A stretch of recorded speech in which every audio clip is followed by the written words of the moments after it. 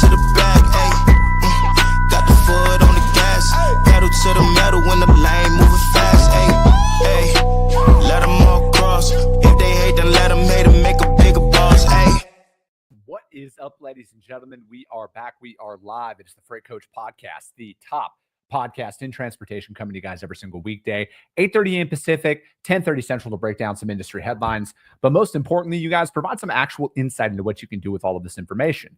This is your first time tuning in. Welcome. This is the real side of freight, ladies and gentlemen. And I do say that before every single show. And what I mean by that is I only speak with transportation professionals, because at the end of the day, you guys, I want to talk to the right individuals who have done what you're looking to do or who are currently doing what you're trying to achieve. So you can take that information, apply it, utilize it, and see a meaningful difference in your business and your life. Happy Monday, everybody. I got a very special guest for you guys, and I'm going to bring her up right away. You guys, I'm always looking at how do I forecast out in my business, right? When it comes down to pricing, delivering more data to my customers as there's more and more data that's readily available. I want to look at things from different angles as I'm prospecting shippers, my current customers that I'm working with inside of my brokerage, to just bring a different angle, right? Because I think it's very evident that the tried and true method of, hey, we can find you trucks, is just not going to cut it in today's day and age. So I got my friend Carly Gunby with Transfix on the show today. Carly, thank you so much for taking the time to join me.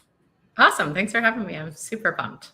No, I am too. You know, it's like I wasn't always the biggest believer in data, because I was so like shoot from the hip for the majority of my business, right? And like early on, and when you build a book of business off of the spot market, truck in hand, last minute, it's really tough to like change that thought process as you're going to like build and scale out there. And, you know, it's like, I just look at it, especially with today's day and age, there's so much data, there's so much information out there. How do you take it and apply it to your business to have it tell a different story? Because you can sell a message all you want, but to have data to back it up, I think like it's a whole other layer out there. But before we get into any of that fun stuff, Carly, how'd you get your start in freight? What brought you into the transportation industry? The economy. I had graduated college when the economy was not super strong in 2009, and I had a degree in art history. So there wasn't a lot being invested in arts and education. But what there was in Jacksonville, Florida, is headquartered is Crowley Maritime, and they were hiring in inside sales. So I had started there and spent about 7 to 8 years in supply chain and sales and in different parts of what Crowley did, from ocean to understanding warehousing, pool point distribution. And then the last couple of years spent that time in the brokerage department. Okay.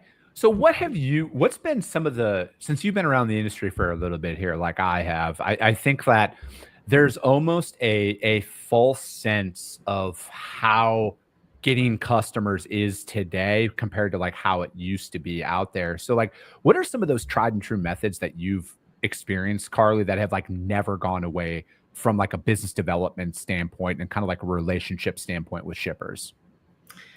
Yeah. I mean, I think a lot of it is when you have the shippers, it's very heavily relationship based. I do think that, I think some of the tried and true things is it doesn't happen overnight. The old school methods of understanding your shippers, understanding their network, doing everything you can. Now you have, podcasts and all these other resources and conferences and such where shippers are talking about their networks and are a bit more open about it, especially post-COVID. And so I think that just understanding where they are, how to get there, utilizing that in your outreach, understanding that sales cycles, I imagine they're the same with shippers. I haven't sold a shipper in a little bit, but they're not short. They've always been a long time. And they've taken a lot of work and a lot of investment. Building a rapport and trust is really the most important thing. Yeah, I think that it doesn't matter the industry or what you're going after. I think like the core fundamentals of trying to develop business are very interchangeable across any industry out there. And, it's like, and that's why I always talk about the fundamentals on this show, because I feel like at times people try and think that there's another way. There's a shortcut. There's an easier way. I need to say this out there. And they're just looking to, remove prospecting and just go straight to profit, right? Like they think like, oh, I started this business, or I'm a sales rep for this company, I should just be making millions of dollars a year right now.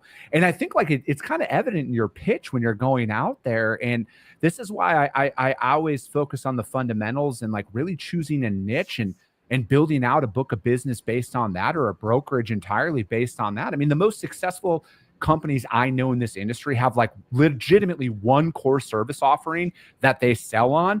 And then they have some other service offerings that they can rely on for existing customers. But the majority of them, the ones that seemingly are kind of out of the headlines more times than not, are doing one thing better than everybody else. And they stick in there and then they grow that out. And I mean, that's just something that we've applied inside of our business here. I mean, we're 2.5 years in from a cold start brokerage, and we've grown year over year over year by a core strategy. And that message resonates with people in a down market when you're going out there. And it's like, I almost get more like, I almost have to like rehammer the fact when I'm calling these prospects for the first time, like, no, I don't want your LTL. Like, I don't care about that. Like, this is why I'm calling you.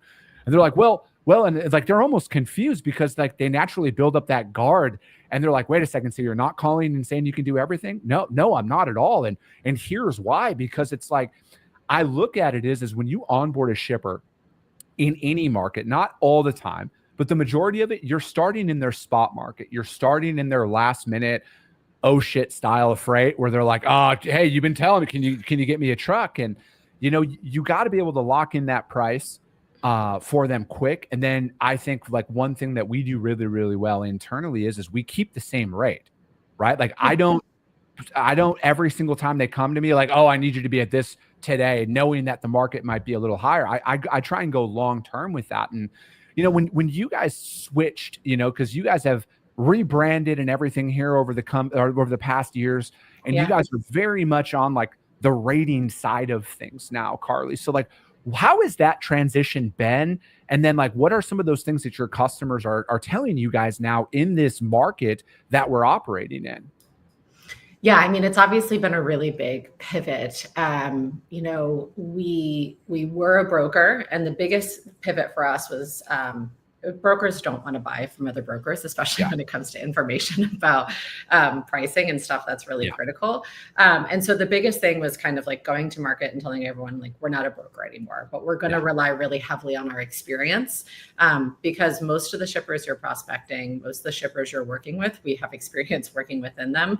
And we have experience within the models and building everything out. And so we were a brokerage last year. We divested our operations and the team, solely the operations, to NFI. We went to market with a number of modules. Some of them were more like built-ins to TMSs, kind of like an accept reject management, scheduling. But the market had an overwhelming response to pricing, especially where we met last year at Technovations. I had gone on stage and kind of did a fast and furious review of all of our offerings, and anyone who came up to me afterwards was like, tell me more about the cost models, tell me about pricing. And so you go where the market calls, right? And it kind of goes to what you're saying earlier. Like, we wanted to really find ourselves in a place that we had experience and that we could put all of our focus on, and so that we could build that trust with models. And so that's what we're doing today. We've built an entire UI that supports it. We build each of our brokers a unique custom cost model for both spot and contract. And then it comes with an RFP solution tool. And so they can upload their RFP. They can do it through a template, or we have smart upload where we use an LLM in the background to match a couple columns. You could take the shipper's RFP, upload it in there based on your forecast, based on your cost. Because again, we're not giving you a market index rate. We're looking at your cost. We're giving you an understanding of where your cost lies throughout that contract period. So you have visibility to understand what's it going to take to hold that rate for a shipper. When do you expect the market to shift? What's the numbers that you expect? And then you guys can come together as a plan. And then beyond that, our most recent iteration is award management. Now you can understand how much has been awarded versus tendered. How are you performing? If you got really aggressive on that RFP because you thought you'd buy better, are you? And if you're not, what behaviors are driving that? And what behaviors do you need to work towards to find those costs in order to find yourself back to where you had planned to be? I think that from my seat and kind of based on what I see in the market, I think that with the rise in pricing like options that are out there, Carly, I think there's going to be more of a push for real time like rating. And I think like I'm not saying that this is going to happen tomorrow or anything, but I think like it's going to almost, I don't want to say entirely disband the RFP, the standard RFP process the way it is, but I feel like it could get to a point with the amount of data and like how LLM, large language models, AI, all of that is operating. I think that we're going to be able to compute and spit out data and get so smart with how markets are shifting. And what you're talking about right there, Carly, is what made me think of this, of like, hey, how do you get ahead of a market shift before the market actually shifts? How do you go and get in front of it? Because I feel like that's what customers are ultimately going to require. They're going to require almost a real-time pricing and the way that things could shift. And again, this might be pie in the sky. I think like you could get an RFP down to like a 30-day process. And I feel like the way that data can spit it out, you can run 10,000 lanes in like a minute is what it will eventually get to. And I think like that's the way people need to start thinking about freight pricing. And it's going to come to a point where every shipper out there, it does not matter if they move one shipment in a month or 10,000 shipments in a day, there is going to be a way to compute all of that in like nanoseconds, and they're going to be able to run a tighter operation out there to bring the most effective price that is going to be needed to move that freight. And I don't know, it could be me just completely missing the mark here, but I feel like that's where things could get to. I mean, they're mostly already there. I mean, a lot of TMSs on the shipper side have real-time rating, right? Where they're looking for like, here's the contract rate, but what's that rate today? And, what is that comparison? We like through our platform, our tool prices any of your any contract lane in under 3 seconds. So a large RFP is done within a short amount of time. And so we're already there. And if you don't have an understanding of where your market is going and where your cost lies against the market, it's going to be really hard to make those strategic decisions. And then to also hold your word to that shipper. Something I'm actually going to quote you when we met last year, and we had first told you a little bit about this pricing tool that we had and that we were building. What you said to me is, it takes the emotion out of things, and that has stuck with me for the last year. Right? Like there's so much time. There's so much time where RFPs and pricing is it's taking a spreadsheet and sending it to a couple different people on your team. Everybody's looking at the data that's asynchronous. They're not looking at the same data sets. And then you have somebody who's like, no, I've been burned by this lane. I don't want it. We can't do it. When actually the data tells you can, it's just for this amount, right? Or you have somebody else who's like, I know I can do that better than that rate. I know I can. Let's get super aggressive. That's a huge risk. If the data doesn't present it, then you get to have those conversations about whether you're like willing to put your eggs in the data or you want to put it in your employee who's proven themselves time and time again, right? It allows you to kind of take that emotion out of it, put it to the side, and look at both sides of it when making those decisions for your RFP. Yeah, I sometimes do say some really good stuff out there. You should have a podcast. I know, right? But I will say this, that has been one of my biggest challenges in business to overcome is stop letting it affect my emotions, right? Because it's like, one thing, and again, I will openly admit I don't have it all figured out. I'm far from it. I am figuring it out as I go.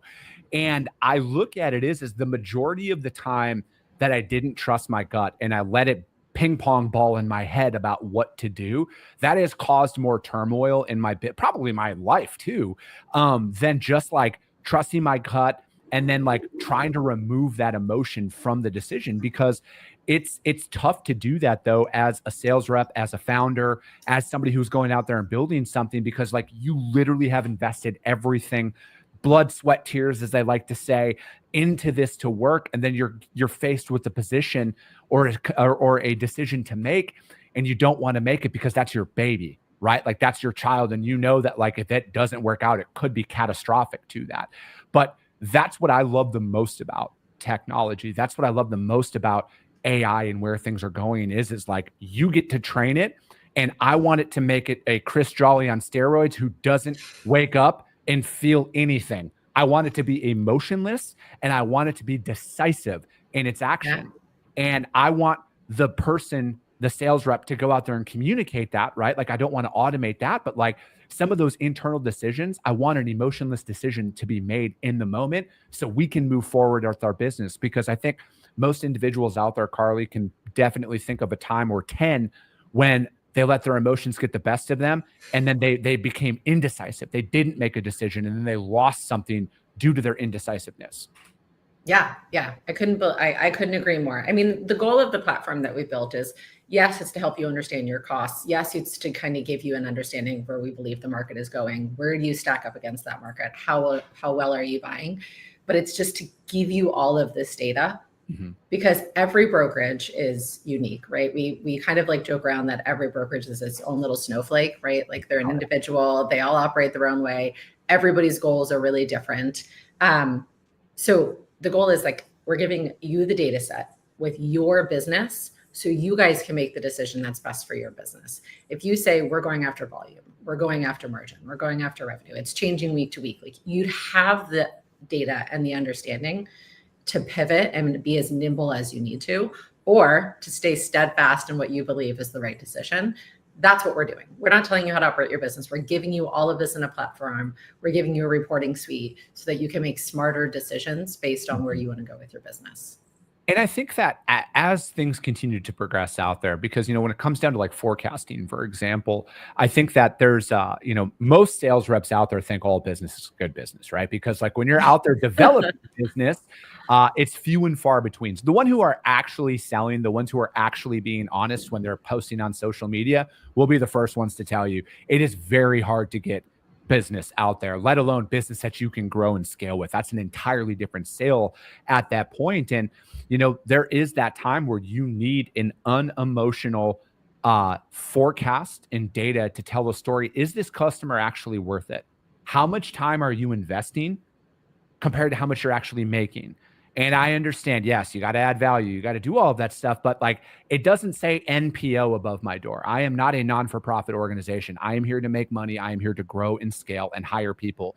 And I need to look at every single customer that you work with and like, hey, are we just working with these guys for the sake of working with them? Or are we actually making money on this account year over year? And sometimes you kind of get caught in the weeds where you're lost in potential, right? Oh, they have so much potential. Every sales rep out there, every prospect they talk to, oh, these guys got potential. They're going to be huge.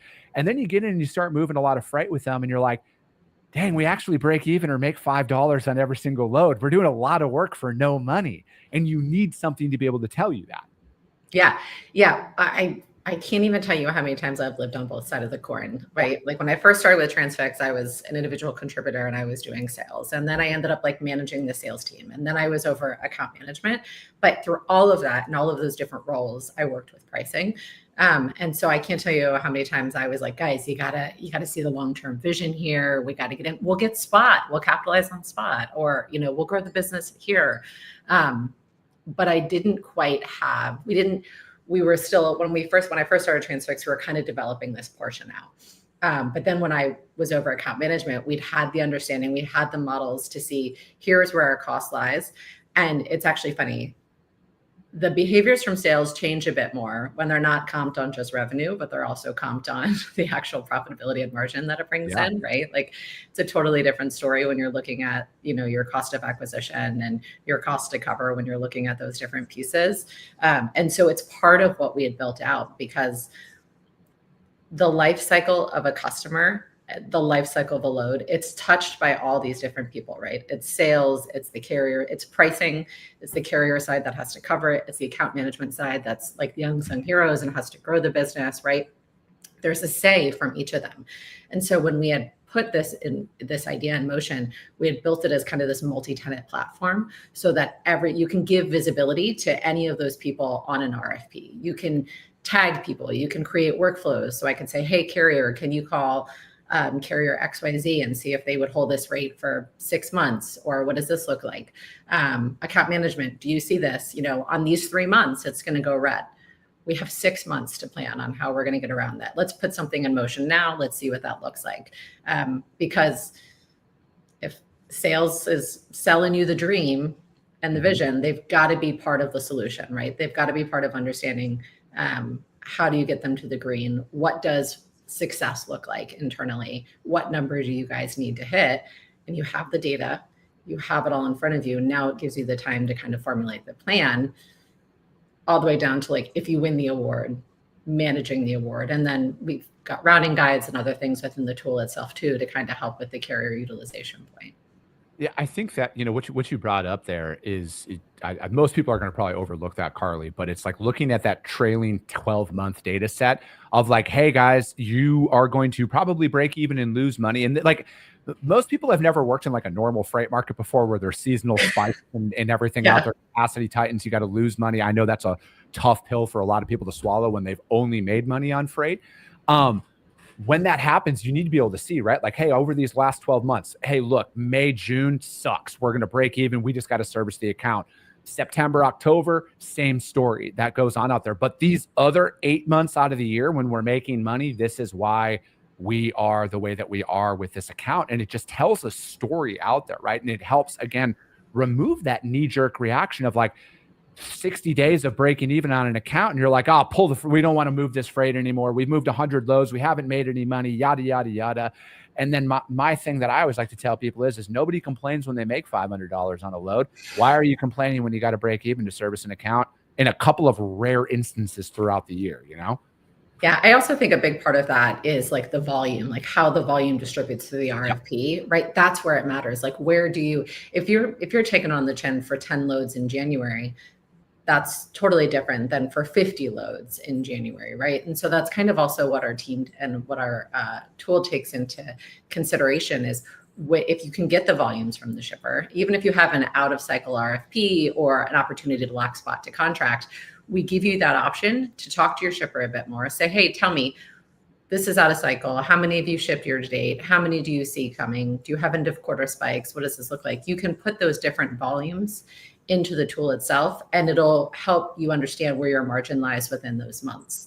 And that's also a big part of it too. It's you can go red for 10 loads and it's fine, but in 3 months from now, when you have 100 loads and you're in the red, that's a different conversation than do we break even or not? That's a lot harder, right? And so also having that volume distribution, understanding where you lie within that seasonality is super telling.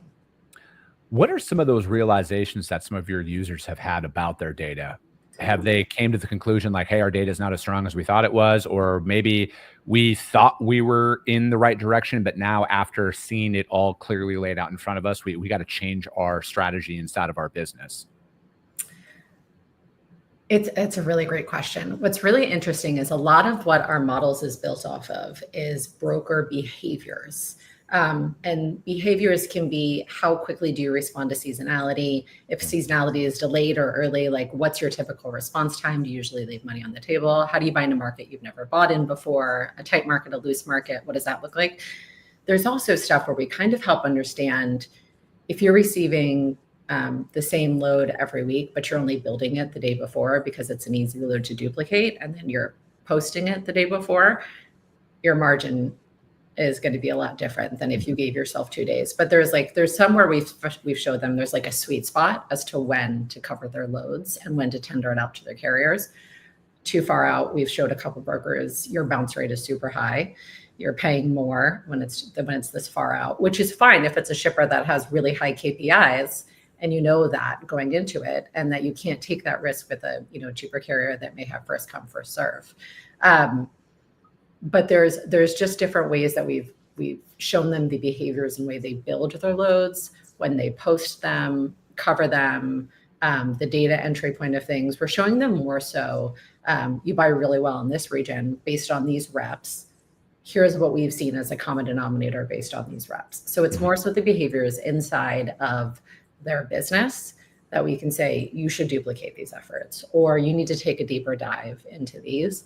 We're also like to the point of data, every single broker I've ever spoken to is like, we don't have strong data. Nobody does. And that's probably why part of our reporting suite is to give you a report that shows you kind of what that data ingestion looks like. So if there's some where you have like a fat finger slip and your out time is like 3 days before your in time, that's not quality data, but we're going to kind of flag that to you. We're going to show you if there's a single customer where the same load every week has bad data in it, someone's probably duplicating the load. It's not good data. Let's help you figure that out. We're showing you outliers in your model where if you guys can just change a few little things, that's going to give us better data to better understand your costs and help you understand your accuracy a bit more. So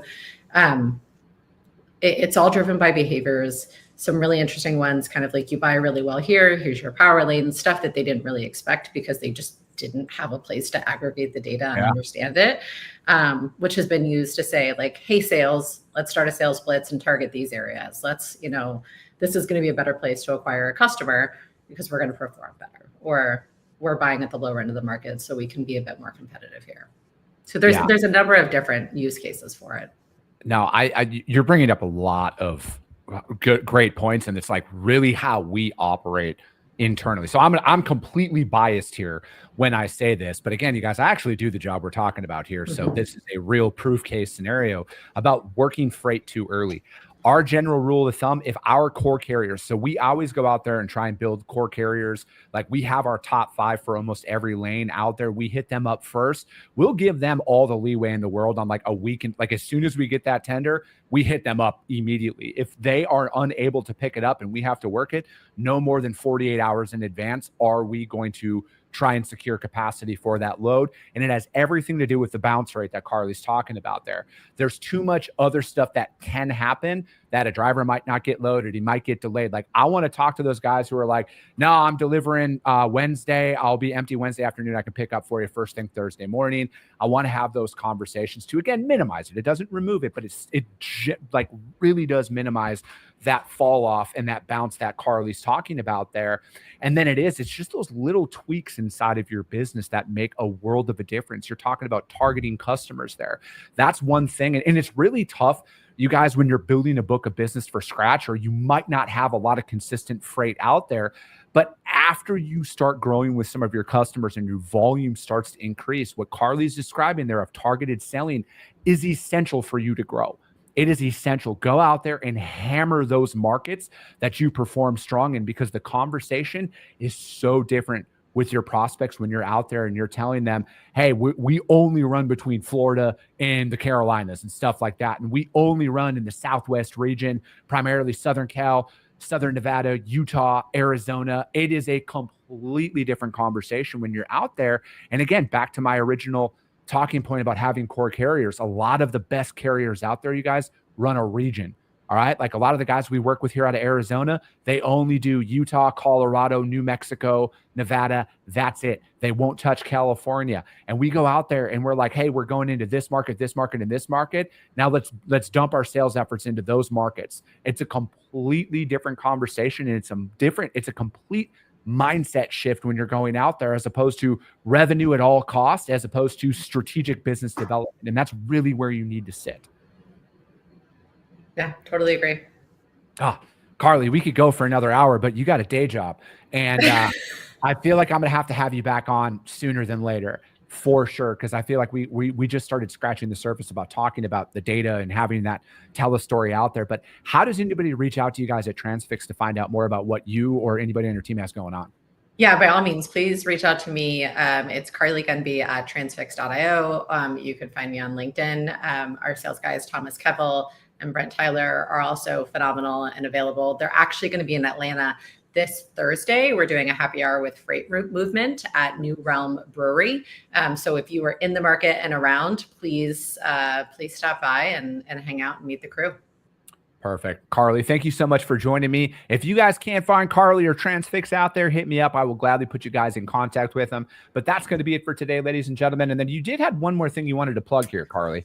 I do. Thanks. Yeah. So we are kicking off our first annual Freight Fantasy Football League. It's going to be open to anybody within the freight industry. And we are asking for donations if you would like to play or you so feel led. And the donations benefit the St. Christopher's Fund, which is a 501c3 nonprofit that benefits truck drivers when, there's sudden shuttering of companies, or maybe they're out of work due to health concerns or health reasons.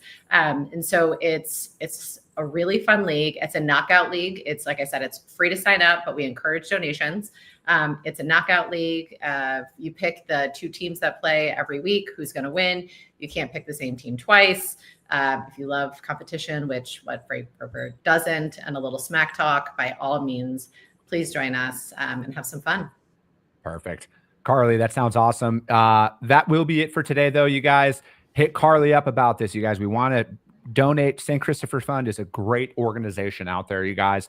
Donate into that. Even if you don't want to join fantasy football, donate into the St. Christopher Fund. It's a great organization as a whole. But that will be it for today, you guys. As always, if you got value in what you heard, subscribe to the show, you guys. And if you're feeling really ambitious, rank the show on iTunes and Spotify, because if you see value, your network's going to see value as well. I appreciate you guys. I love you guys. And we'll be talking to you soon. Came back with a bang. Window down, yelling out money, anything. Ayy, ooh, got the foot on the gas. Pedal to the metal when I'm getting to the back. Ayy, got the foot on the gas. Pedal to the metal when the lane moving fast.